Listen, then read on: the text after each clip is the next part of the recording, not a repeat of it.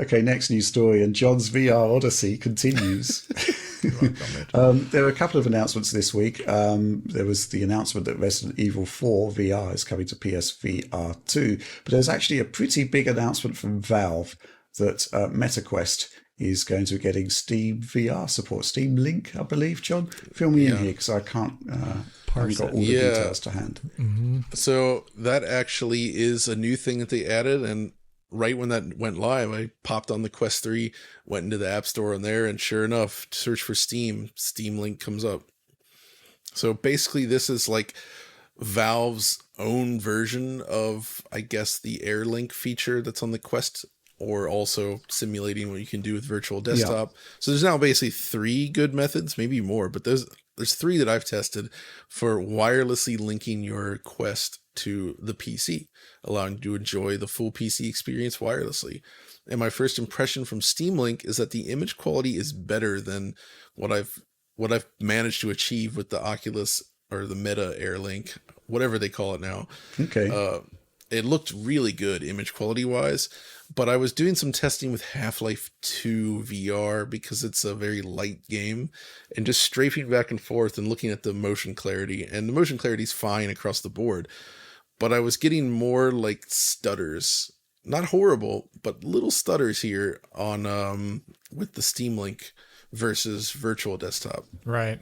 Virtual Okay. desktop I've found generally is just perfect, and this was pretty good, bordering on great, but it just had a little bit of that weird hitchiness. It's like if you take like a weapon and move it in front of your face back and forth like this in a smooth way, especially, you can really see the difference there. But it's their first release, and maybe it could also be the network, right? I mean, I am using pretty high end router for this, so but still, who knows? This stuff's all wireless, right?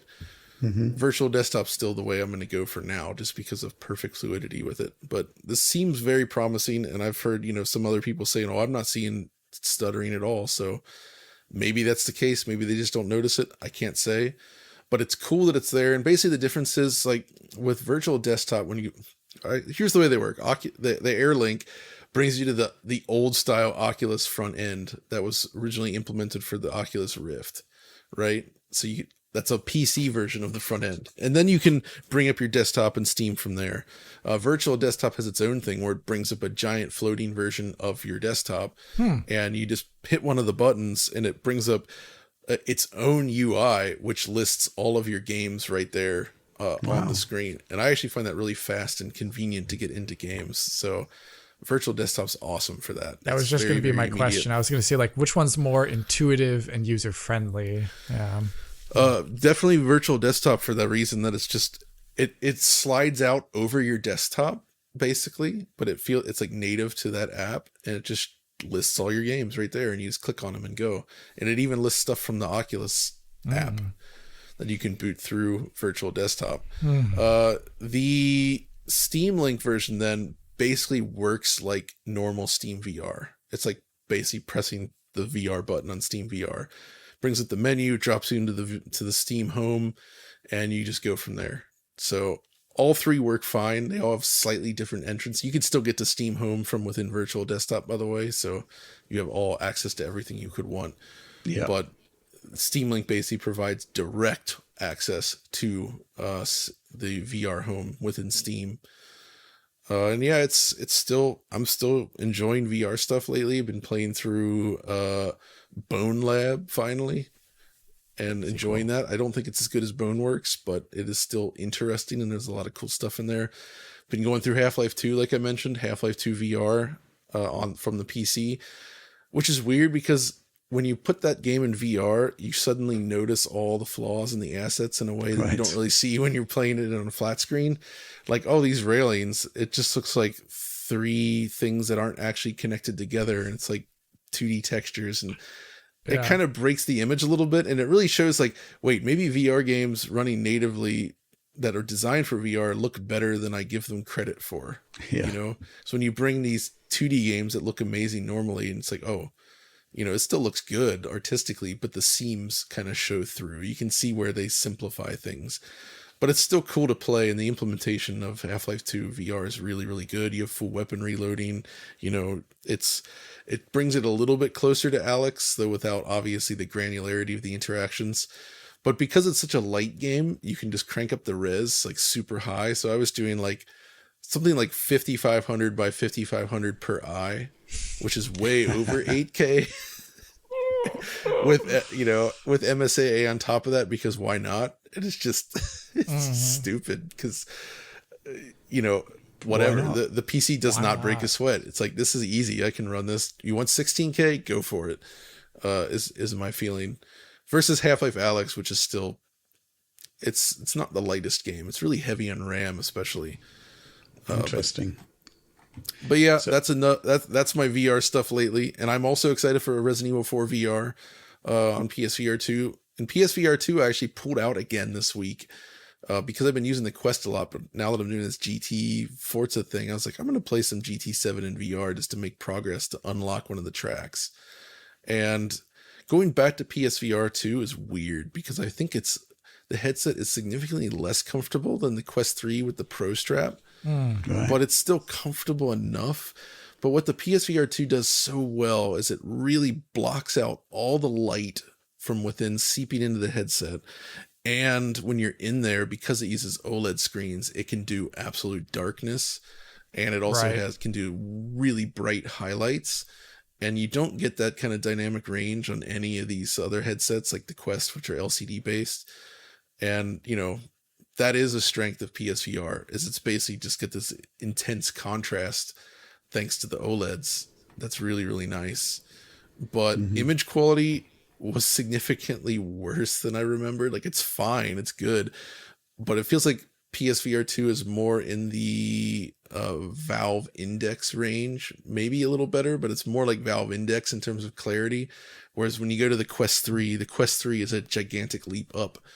And then, of course, the price is insane, but the Pimax, that's a whole different ball game in terms of resolution.